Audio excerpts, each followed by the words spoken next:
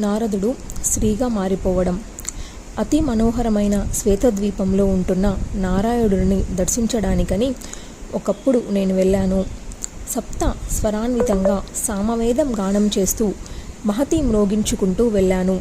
చతుర్భుజుడు, శంఖ చక్ర గదాన్వితుడు, కౌస్తు బోద్భాసితోరస్కుడు, పీతాంబర పరిధానుడు, ముకుటాంగ విరాజితుడు శ్రీ మహావిష్ణువు రమాదేవితో విలాసంగా క్రీడిస్తూ కనిపించాడు.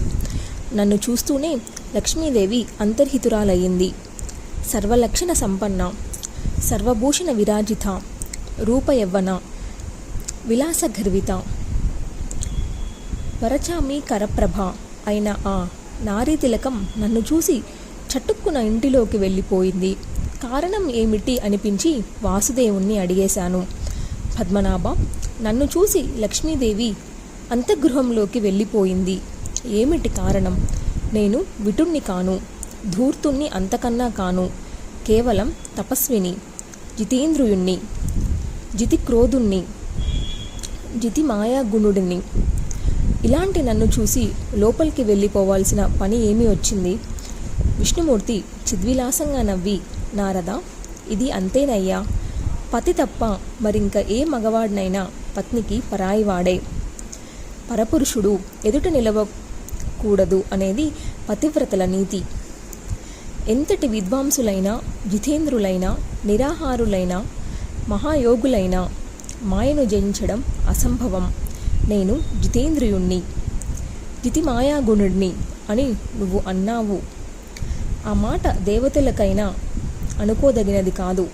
నువ్వేమిటి, నీ తండ్రి, నేను, శివుడు కూడా మాయను జయించలేం.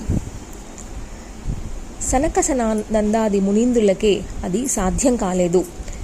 నువ్వనగా ఎంత?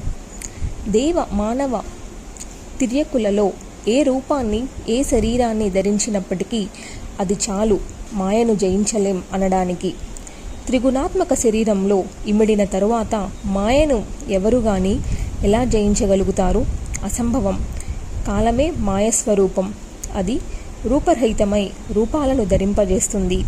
విద్వాంసుడైన, మూర్ఖుడైన, మధ్యస్థుడైన, శరీరధారి ప్రతివాడు మాయా వివసుడే. అదే ఇతడిని స్వభావాన్ని బట్లో కర్మను అనుసరించు వికలుడిని చేస్తుంది. దాని చేష్టితాలు పరమదుర్జయాలు నీకు నాకు అందవు. వ్యాసమహర్షి, దేవదేవుడు, జగన్నాథుడు అనిపించుకుంటున్న శ్రీమన్నారాయణుడు ఇలా చెబుతుంటే నేను చాలా విస్మయం చెందాను. మాయా విలాసాలన్నీ సమగ్రంగా తెలుసుకోవాలని అనుకున్నాను. అడిగాను, వాసుదేవ, సనాతన, జగన్నాథ, రమాపతి మాయాస్వరూపం ఏమిటి? అది ఎటువంటిది? దాని బలం ఎంతటిది? ఎక్కడ ఉంటుంది? ఆధారం ఏమిటి? ఇదంతా దయచేసి వివరించు. ఆ మహామాయాదేవిని దర్శించాలనుకుంటున్నాను. దర్శింపజేయి. సమ్యక్ జ్ఞానం ప్రసాదించు. నారద, ఏం చెప్పమంటావు? ఎంతని చెప్పమంటావు? మాయాదేవి త్రిగుణ స్వరూప, అఖిలాధర, సర్వజ్ఞ, సర్వసమత్త, అజేయ, అనేక రూప, సర్వవ్యాపిక. చూడాలనుకుంటున్నావు కదా, సరే, గరుత్మంతుణ్ణి అధిరోహించు. ఇద్దరం కలిసి వెళదాం. అజితాత్ములకు కనిపించని మాయా మహాదేవిని నీకు చూపిస్తాను. చూసిన తరువాత విషాదానికి లోనవుతావేమో. మనసుని దృఢపరుచుకోవాలి సుమా అని విష్ణుమూర్తి నన్ను హెచ్చరించి గరుత్మంతుణ్ణి స్మరించాడు. గరుడు ప్రత్యక్షమయ్యాడు. ఇద్దరము అధిరోహించాం. వాయువేగంతో బయలుదేరాం.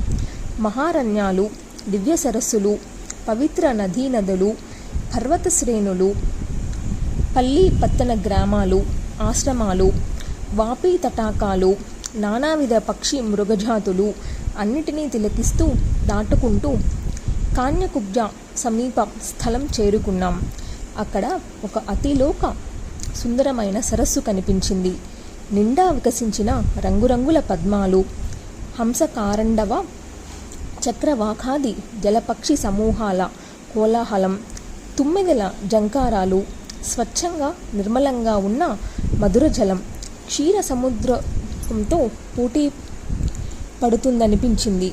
ఆ దివ్య సరోవరాన్ని చూసి శ్రీ మహావిష్ణువు ఇందులో స్నానం చేసి కాన్యకుబ్జ పట్టణంలోకి ప్రవేశిద్దామని గరుత్మంతుని కిందకి దిగమన్నాడు. గరుటుడు ఆ సరోవర తీరంలో మెల్లగా వాలాడు. శ్రీహరి ముందుగా దిగి నా చూపుడు వేలు అందుకొని నన్ను దింపాడు. సరోవర సౌందర్యాన్ని ప్రస్తుతిస్తూ ఒడ్డుకు తీసుకువెళ్ళాడు.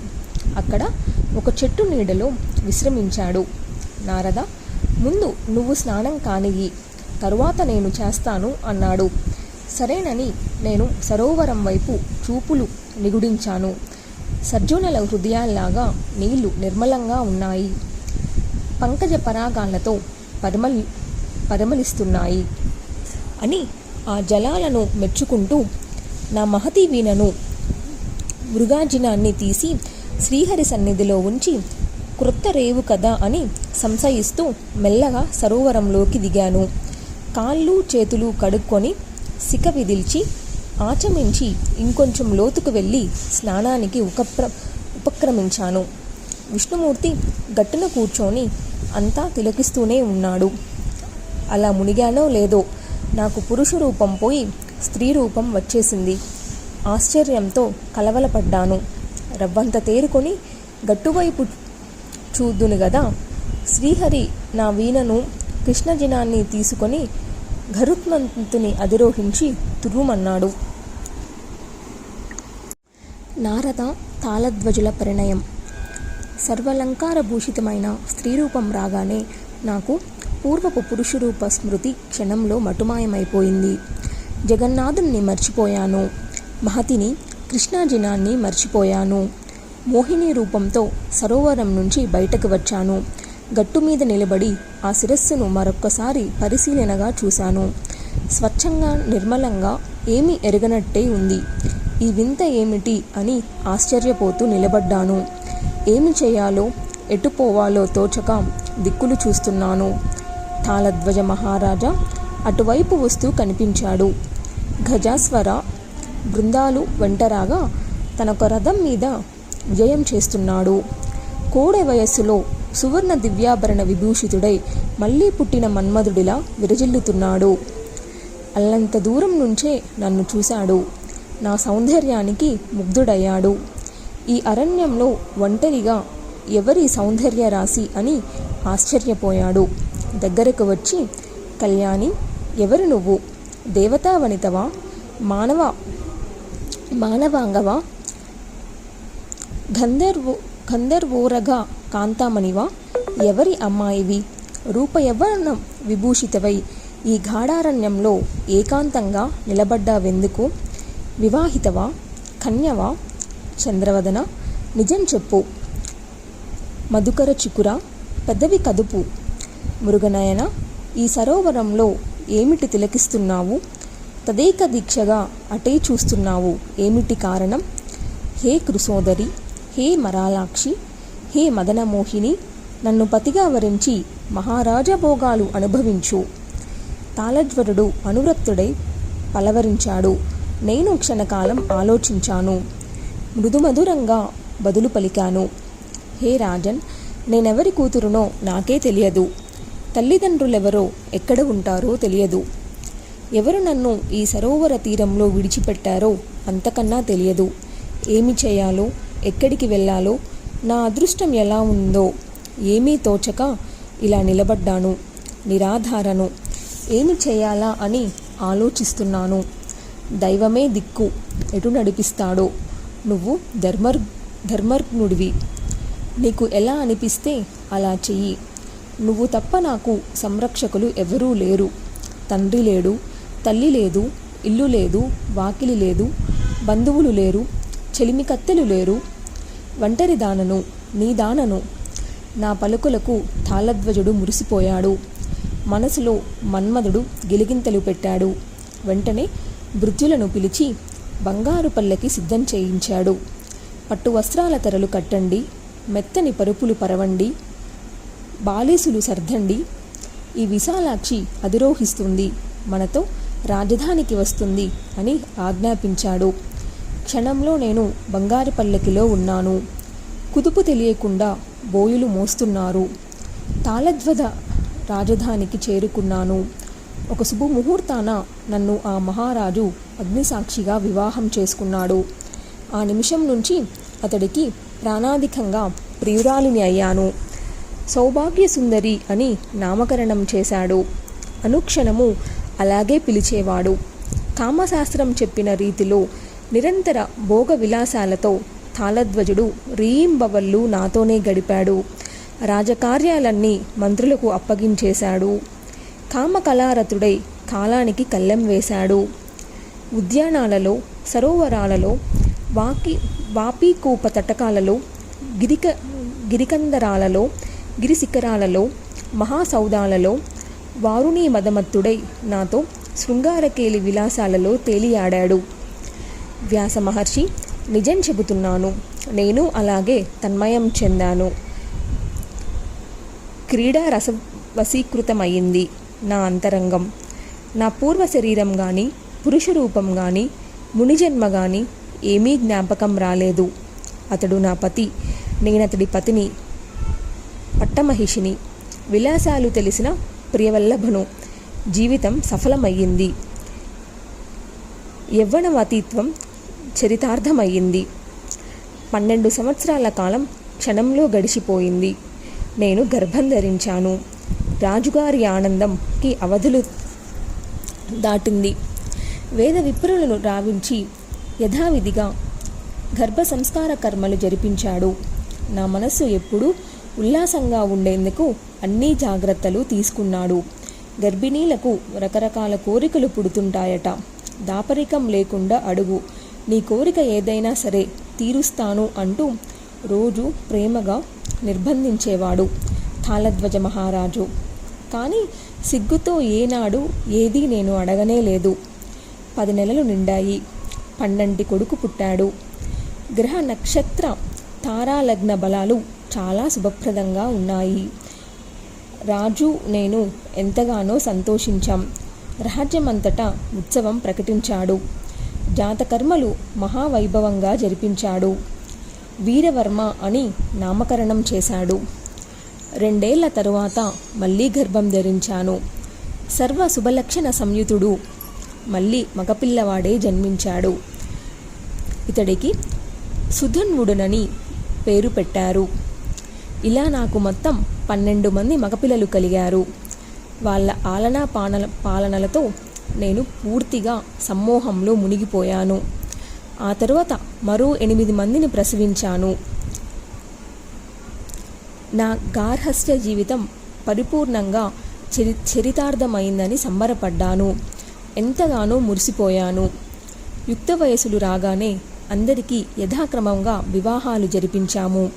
కోడళ్లతో, మనుమలు, మనవరాణులతో నిరంతరం కోలాహలంగా జీవితం గడిచింది. ఒక్కొక్కసారి వీళ్ళకి చిన్న చిన్న అనారోగ్యాలు చేయడం, దానికి నేను విలువలలాడిపోవడం, మరొకప్పుడు వీళ్ళల్లో వీళ్ళు కలహించుకోవడం, నేను బాధపడడం, కోడళ్ళ తగువులు, మనమల్ల గిలికజ్జాలు, మనమరాండ్ర ఆటపాటలు, సుఖదుఖాలు, సమిశ్రంగా సాగుతున్న సంసార మహార్ణవంలో నిండా మునిగిపోయాను. పూర్వపు విజ్ఞానము, శాస్త్రజ్ఞానము అంతా మరుగున పడిపోయింది. స్త్రీ స్వభావంతో ఇంటి పనుల్లో తల మునిగిపోయాను. నాలో ఒక అహంకారం బయలుదేరింది. నా పుత్రులు మహాబలిశాలులు, నా కోడళ్ళు గుణవంతురాండ్రు, నా మనుమలు మనమరాండ్రు ఆరోగ్యవంతులు. ఈ లోకంలో నాకన్నా ధన్యులెవరు? ఇలాంటి ఆలోచనలతో అహంకరించానే తప్ప, అయ్యో నేను నారదుణ్ణి కదా, భగవంతుడు వంచాడు, ఇలా ఆడదానినై సంసార కూపంలో పడిపోయాను కదా అని ఏనాడు విచారించలేదు. అటువంటి ఆలోచనే రాలేదసలు. కృష్ణద్వైపాయన, నేను మహారాజ్ఞిని, శుభాచారను, బహుపుత్రవతిని, పతివ్రతను, పరమధన్యురాలను కదా అనుకుంటూ సంసార సమ్మోహమే పొందాను. శతాధిక సంవత్సరాలు సంతోషంగానే గడిచాయి. ఒక రోజున మహాబలవంతుడైన ఒక శత్రురాజు మా దేశం మీదకు దండెత్తి వచ్చాడు. చతుర్విధ సైన్యాలతో కాన్య కుబ్జాన్ని చుట్టుముట్టాడు. నా పుత్రులు పౌత్రులు యుద్ధానికి సన్నొదలై రణరంగానికి వెళ్ళారు. ఘోర సంగ్రామం జరిగింది. కాలయోగం కలిసి రాలేదు. రణరంగానికి వెళ్ళిన వాళ్ళు తిరిగి రాలేదు. తాళధ్వజ మహారాజు ధైర్యం కోల్పోయాడు. దుఃఖిస్తూ అంతఃపురానికి వచ్చాడు. నేను దుఃఖం తట్టుకోలేక రణరంగానికి పరుగు తీశాను. పుత్ర పౌత్రుల కలేబారాలను చూసి దిక్కులు పికటిల్లేలాగా బోరున విలపించాను. శత్రురాజు తాను వచ్చిన పని అయిపోయిందన్నట్టు వెనుదిరిగి వెళ్ళిపోయాడు. వాడిని ఎంతగా తిట్టిపోశానో నాకే తెలియదు. హా పుత్ర, హా పౌత్ర, ఖగ్వతః అంటూ పిచ్చెక్కేనట్టు నోరు నెత్తి బాదుకుంటూ నేల మీద పడి దొర్లి దొర్లి ఏడ్చాను. దేవుడు ఎంత దుర్మార్గుడు, ఎంతలో ఎంత చేశాడు అంటూ పలవటిస్తున్నాను. నారదుడు మళ్ళీ పురుషుడుగా మారడం. అదే సమయంలో మధుసూదనుడు ధవల వస్త్రధారి అయిన ఒక వృద్ధ బ్రాహ్మణుడిగా నా దగ్గరికి వచ్చాడు. తన్వంగి, ఎందుకు ఇంతగా దుఃఖిస్తున్నావు? ఇప్పుడు ఏమి జరిగింది? ఒకానొక భ్రమ బట్టబయలయ్యింది, అంతే కదా. పతి అని, పుత్రులని, పౌత్రులని, గృహమని మోహం పెంచుకున్నావు. నువ్వు ఎవరివి? వీళ్ళు ఎవరు? ఏ తల్లి బిడ్డలు? ఒక్కసారి వాస్తవం ఆలోచించు. కళ్ళు తెరు, దుఃఖం తొలగిపోతుంది. మనసు కలత తేరుతుంది. లే, స్నానం చెయ్యి. బిడ్డలకు నీళ్లు వదిలిపెట్టు. పరలోక గతులకు మర్యాద రక్షణ కోసం తిలలు విడిచిపెట్టు. ఇలాంటప్పుడు తీర్థాలలోనే స్నానం చేయాలి, ఇళ్లల్లో కాదు. ఇది ధర్మశాస్త్ర నిర్ణయం. ఆ వృద్ధుడి మాటలు నన్ను ఓదార్చాయి. రణరంగం నుంచి లేచి భర్తతో బంధువులతో యువతలికి వచ్చాను. వృద్ధ బ్రాహ్మణుడిని వెంట నడిచాను. ఒక దివ్య సరోవరం చేరుకున్నాం. అమ్మాయి, ఈ సరోవరంలో స్నానం చెయ్యి. ఇది పుంతీర్థం. ఇక దుఃఖించకు. చేసే ఉత్తర క్రియలు వ్యర్థమైపోతాయి. ఇప్పటికి నువ్వు ఎన్ని జన్మలు ఎత్తావో, ఎందరు పుత్రులను ప్రసవించావో ఒక్కసారి ఊహించు. అన్నీ లెక్క వేస్తే కోట్ల సంఖ్యలో నీ పుత్రులు, పుత్రికలు మరణించి ఉంటారు. భర్తలు, తండ్రులు, సోదరులు, మనుమలు, మనుమరాండ్రు, కోడళ్ళు, అల్లుళ్ళు, వీళ్ళల్లో ఎవరి కోసం నువ్వు దుఃఖిస్తున్నట్టు? ఇదంతా ఒక భ్రమ, మనసు కల్పించుకున్న మధురమైన భ్రమ. కట్టకడపటికి జీవుడు తట్టుకోలేనంతటి దుఃఖాన్ని మిగిల్చిపోయే సుందర స్వప్నం. వృద్ధవృపుడి మాటలు వింటూ ఆ పుంతీర్థంలో స్నానానికి దిగాను. మునగడంతోటే పురుషుడిగా మారిపోయాను. గట్టువైపు చూదును గదా, శ్రీ మహావిష్ణువు నా వీణను, కృష్ణజినాన్ని చేతబట్టుకొని నా కోసం ఎదురుచూస్తున్నట్టు నిలబడి ఉన్నాడు. ఆ క్షణంలో మళ్ళీ నాకు అంతా జ్ఞాపకం వచ్చింది. నేను నారదుడినని, శ్రీహరితో కలిసి గరుడి మీద ఇక్కడికి వచ్చానని, ఈ సరస్సులోనే మరొక రేవులో మునిగి స్త్రీగా మారిపోయానని, శ్రీహరు నన్ను ఇలా విమోహపరిచి మాయా స్వరూపాన్ని తెలియజెప్పాడని ప్రత్యభిజ్ఞ అయ్యింది.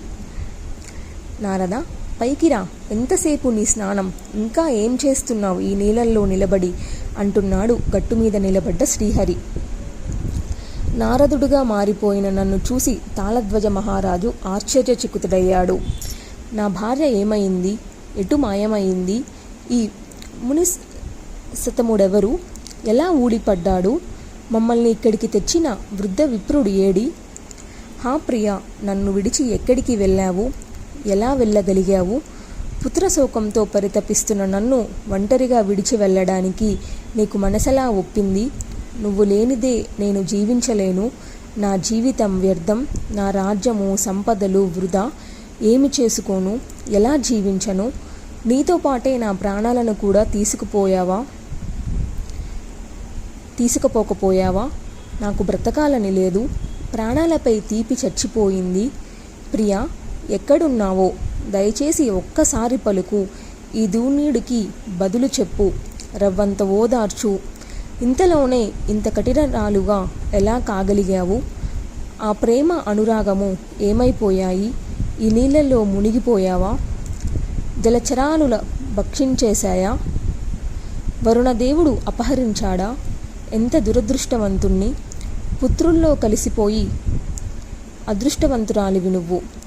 అవును, నీ పుత్ర ప్రేమ అంతటిదే నాకు తెలుసు కదా. కాకపోతే నన్ను కూడా తీసుకువెళ్ళుంటే సంతోషించేవాడిని. ఒంటరిని చేసి వెళ్ళిపోయావా? ఇదేమి అన్యాయం చెప్పు. ఇది నీకు భావ్యమా? నేను చేసిన అపరాధం ఏమిటి? ఎందుకు నాకు శిక్ష విధించావు? నేను దీన్ని భరించలేను. అటు పుత్రులను కోల్పోయాను, ఇటు నిన్ను పోగొట్టుకున్నాను. అయినా ఇంకా బ్రతికే ఉన్నాను. పాడు ప్రాణాలు వదిలిపోవు. ఇదేమిటి? ఇప్పుడింక నాకు ఏది దారి? ఎక్కడికి పోను? ఏం చేయను? భార్యా వియోగ దుఃఖాన్ని తట్టుకొని నిలబడడానికి నేనేమన్నా రఘురాముడినా? అనురక్తలు సమచిత్తులు అయిన దంపతులకు విడివిడిగా మరణం ప్రాప్తించడం కన్నా భరించరాని దుఃఖం మరొకటి ఉంటుందా ఈ సృష్టిలో? అయినా అలాగే జరుగుతుంది. ఆడవాళ్ళు ఎంత అదృష్టవంతులు! ధర్మశాస్త్రాలు సహగమనం చెప్పాయి. ఇటువంటి దుఃఖాన్ని దిగమించుకోవాల్సిన దుస్థితి స్త్రీకి తప్పించారు గదా ధర్మశాస్త్రకర్తలైన మహర్షులు.